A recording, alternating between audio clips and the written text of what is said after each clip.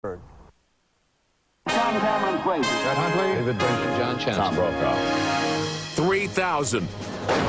The U.S. military death toll climbs in Iraq on the last day of the deadliest month of 2006. Saddam Hussein buried near his hometown. Tonight, new information about his final moments. The search in Colorado looking for motorists stranded in the snow. And 2007.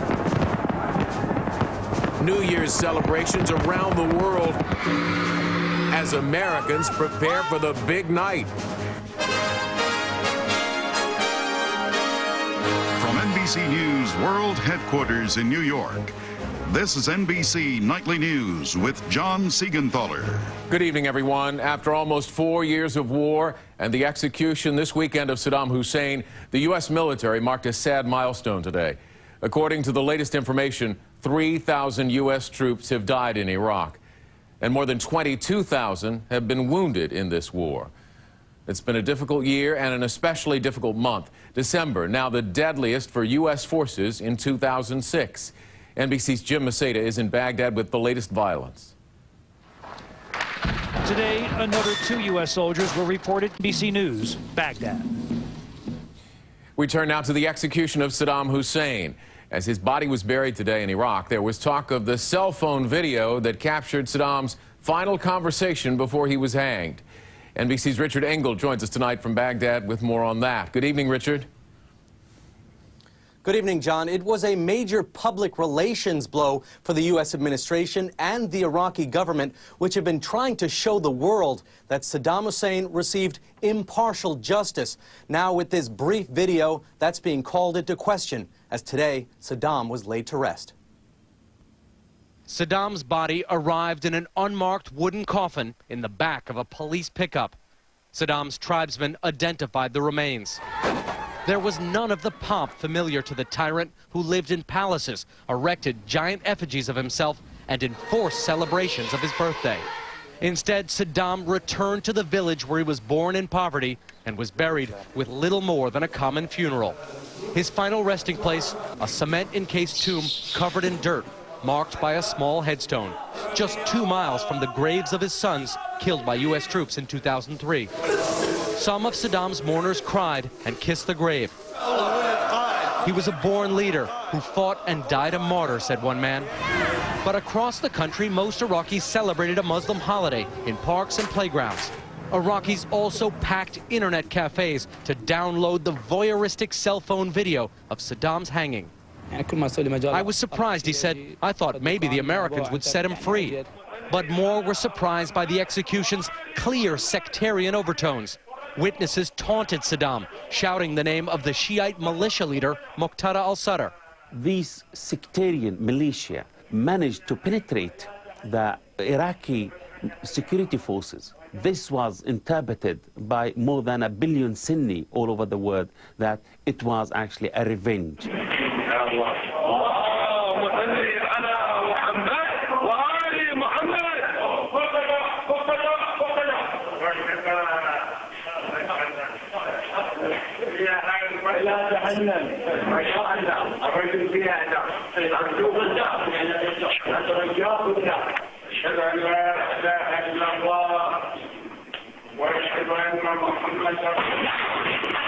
Saddam's last word was Mohammed as the trap door opened. Witnesses cheered as Saddam dropped to his death. Already tonight, John, Muqtada al-Sadr's supporters are claiming that they, not the Iraqi government, executed Saddam Hussein. John? Richard, as you know, we've been reporting on the 3,000 Americans now dead in Iraq, and we're going to soon hear from the president on a possible change of course. What are you hearing from military leaders on the ground there?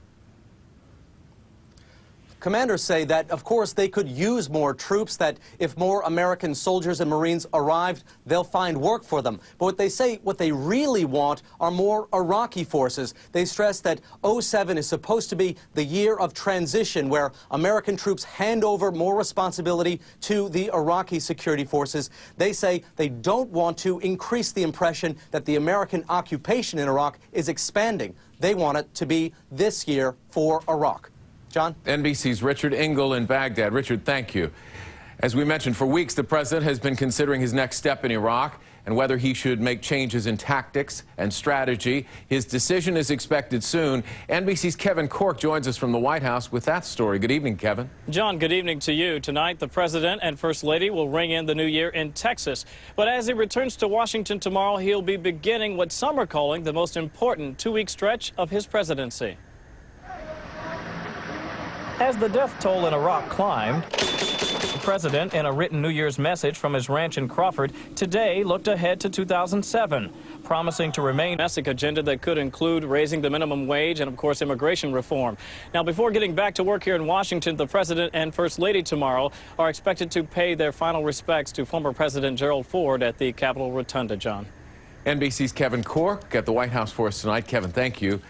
And at the Capitol, thousands waited for hours today to pass in front of the flag-draped casket and pay their respects to the nation's 38th president. And many stopped to let us know how Gerald Ford, the man and the president, had touched their lives. History will show that he rose to the occasion. He was a common man who really brought this country back together. I thought that Mrs. Ford was just a lady of dignity and elegance, and I decided to come. I don't think it's the amount of time that you serve as president. I think it's what you do and how you represent yourself and represent the country. It's like Abraham Lincoln said, it's not how many years you live, it's how much life in those years. And Jerry Ford had a lot of life. I think that's part of what made him an unusual president, is that he was an average guy. And he brought that sense of decency back to the White House that we really needed at the time. You're going to have those who criticize him for pardoning Nixon, and you're going to have those who say that he brought the country together. There's always going to be two sides to everything, and today is the day that you just remember him as a wonderful president, a wonderful family man, and a great leader of our country. Even if he's not one of the quote-unquote memorable presidents, he is a president who stood for something. He represented us, the people. So we have to say, thank you for that. Some of the thousands of people paying their respects today to Gerald Ford. NBC will have coverage of the state funeral of the former president on Tuesday morning beginning at 9 Eastern Time. As holiday revelers were getting ready to celebrate the new year in Bangkok, the city was rocked by a series of explosions today. Police say at least 9 bombs exploded, including several in the Central Market, where tonight's main celebrations were supposed to take place. 2 people were killed, nearly 3 dozen wounded, including at least half a dozen foreign tourists. The violence triggered a security lockdown in the city, with officials canceling all New Year's events. Here in New York City tonight in Times Square, the excitement is building as the celebration gets underway, with hours of entertainment before the big moment. And as you can see, there's already a huge crowd there, with thousands more streaming in, getting ready to ring in the new year. NBC's Pat Dawson is in Times Square for us this New Year's Eve. Good evening, Pat. Good evening, John. The police checkpoints are now part of the Times Square New Year's ritual. The crowds who've been gathering here for hours seem far more focused on having a good time than they are on security worries. A celebratory mood reflected around the globe today. From Taipei to Tokyo, Seoul, and Sydney, the cities of Asia and Australia were first to greet the new year. As the clock told midnight in Taiwan, the world's tallest skyscraper exploded in light. In Australia, crowds began gathering before dawn for Sydney's massive midnight display over the harbour. Officials estimated 1 million people turned out for celebrations marking the new year and the 75th anniversary of the iconic Sydney Harbour Bridge.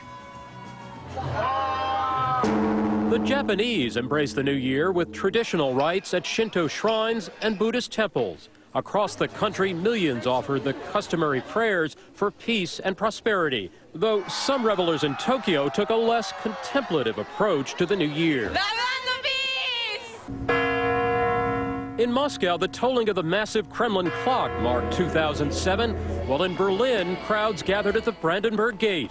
Still, for showbiz flash and just plain kitschiness, New York's Times Square, with 6 hours of big-name entertainment leading to the famous ball drop, was hard to beat. It's everyone's dream to come here at least once, especially on New Year's Eve. The security effort is enormous. Several thousand New York City police are on duty. Crowds had to pass through security checkpoints, and bags and backpacks are banned. It doesn't matter where you're from, but you kind of unite here for just one reason, and it's just to celebrate. And here are a few numbers for that celebration. 3.5 tons of confetti will fall at midnight. That's 3 times the amount the last few years. 40 tons of garbage will be left behind by the crowds, which, if the last couple of years are an indicator, will number somewhere around 1 million people.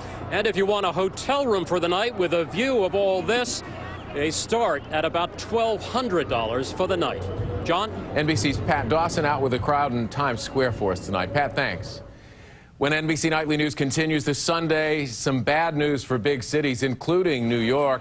A year-end crime report shows violent crime up across the country. We'll tell you why. And later, dangerous weather out west. That big snowstorm brings new problems to parts of Colorado. NBC News in depth tonight. Violent crime. After years of falling statistics, violent crimes are on the rise. The FBI says in the first 6 months of 2006, they were up almost 4%.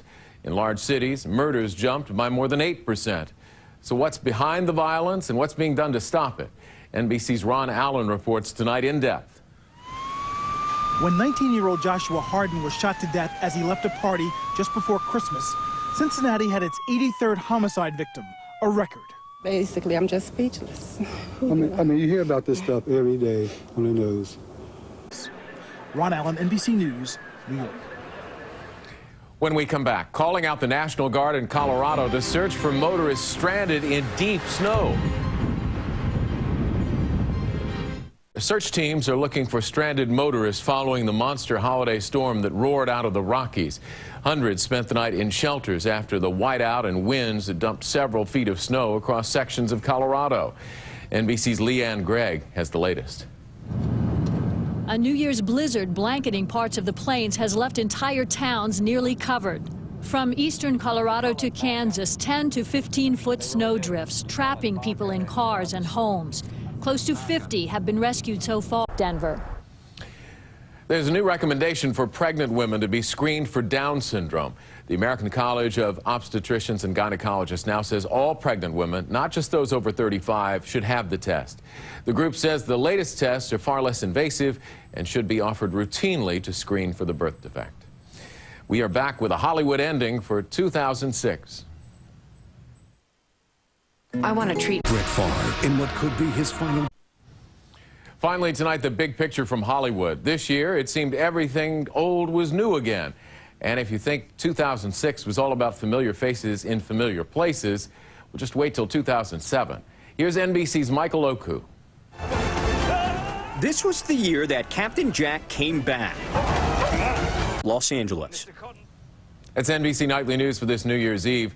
Football night in America coming up next, followed by Sunday Night Football. The Green Bay Packers take on the Chicago Bears. Then stay tuned for live coverage of New Year's Eve celebrations on this NBC station. I'm John Siegenthaler reporting from New York. Have a happy New Year.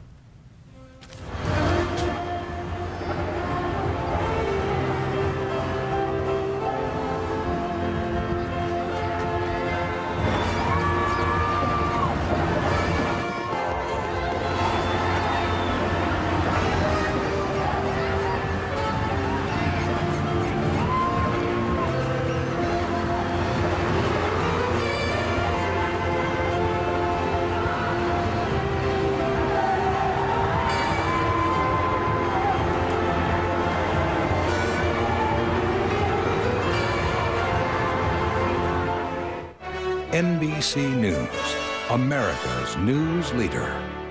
Tonight,